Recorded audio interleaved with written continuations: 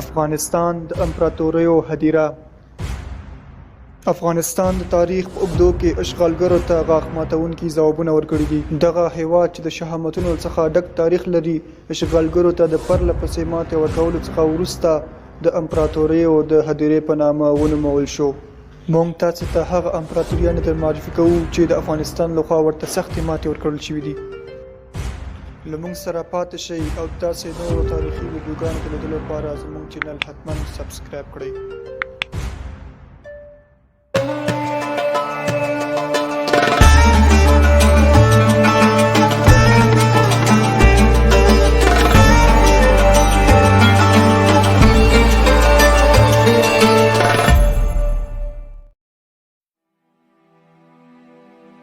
په 328 میلادي کال کې سکندر مقدوني د مصر، ترکیې، شام او عراق او ایران د نیولو څخه وروسته پر افغانستان سختې حملې شروع کړې. دا چې سکندر مقدوني غوښتل هند تر خپلې ولکې لاندې راولي، نو د هند په لاره کې ټولې شته سیمې باید نیولې وای. خو نوموړی په باختر یا اوسني بلخ کې د سختو ماتو سره مخ شو. سکندر مقدوني د افغانستان پر خاوره کې سخت وځپول شو، بالاخره ناامیده شو او د افغانستان د نیولو څخه تیر شو. دوی مجبوره شول چې لاره بدله کړي او د هند د نیولو لپاره د هندوکش د سختو غرونو څخه تیر شي، ترڅو د افغانانو څخه په امان کې پاتې شي. په 1221 میلادي کال کې چنګیز خان د افغانستان پر خاوره سختې خونړۍ حملې پیل کړې.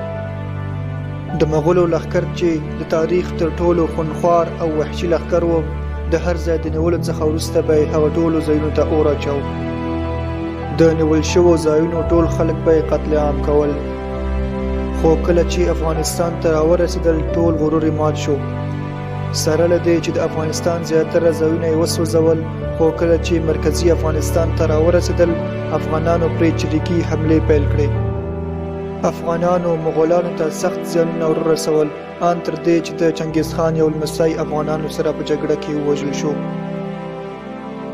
افغانانو سره د چنګیز خان کینه مخ پر زیاتېدو وه. د مغولستان ټول لښکر یې راوغوښت ترڅو د افغانستان خاوره له منځه یوسي، خو تر اخره ونه توانېدل. افغانانو تر هغو دفاع وکړه ترڅو چې د چنګیز خان امپراتوري له منځه ولاړه. په 18مه او 19مه پیړۍ کې د انګلیسانو متحدات دومره ډېر شول چې ویل کېدل به چې د انګلیسانو په امپراتوري کې لمر هېڅکله نه پرېوځي. تقریبا ټوله 18مه پیړۍ د افغانستان او انګلیس په جنګونو کې تېره شوه، تر دې چې د انګریزانو خاص استازی ویلیام مکناټن په کابل کې د وزیر محمد اکبر خان له لورې ووژل شو.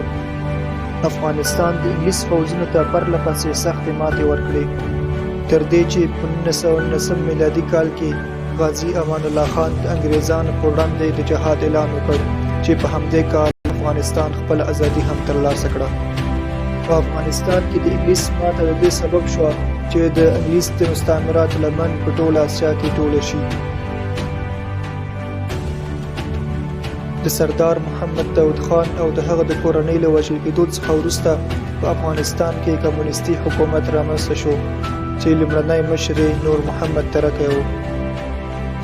ترکی د یو دسیسې په ترڅ کې د خپل ملګري حفیظ الله امین لخوا ووژل شو، چې امین بیا د شوروي پوځیانو لخوا ووژل شو.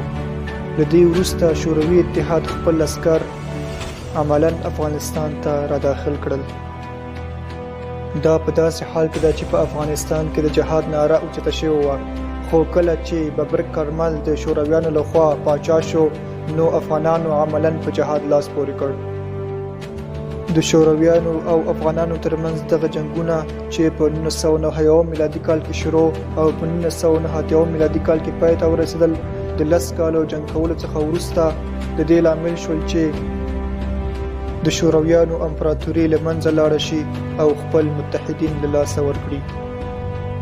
د جهاد د کامیابېدو څخه وروسته د افغانستان د وخت رئیس جمهور ډاکټر نجیب هم وژل شو، خو متاسفه افغانانو د قدرت د ویش پر سر په خپلو منځو کې جګړې پیل کړې. امریکا او متحدین یې د د 11 سپتمبر د حادثې څخه وروسته په 2001 میلادي کال کې د افغانستان پر خاوره چې په هغه وخت کې د طالبان حکومت پکې قایم و حمله وکړه او د هغوی حکومت یې له منځه یوړ چې حامد کرزی د افغانستان د ولسمشر په توګه انتخاب کړ. امریکایان چې په اوایلو کې د بشر د حقونو د مدافعینو او د تروریزم سره د مقابلې په نوم افغانستان ته راغلي ول، وروسته معلومه شول چې تر ټولو لوی جنایتکاران همدوی پخپله ول. د کلونو په تېرېدو سره یې زیاتره پښتانه ډېر زیات وځورول. امریکایانو به د پښتنو په کورونو چاپې وهلې، کورونه به یې تلاشي کول او د ښځو بې حرمتي به یې کوله. افغانان به یې د لونګیو او ګیرو درلودلو په جرم په کلونو ګوانتانامو او بګرام زندانونو کې اچول. همدا لاملونه ول چې طالبان یې وهڅول د امریکایانو او د افغانستان د مخکني حکومت سره جنګ کولو ته شدت ورکړي. طالبانو د سختو حملو کولو له امله امریکایان ناامیده کړل. دغه جګړې 20 کاله دوام وکړ.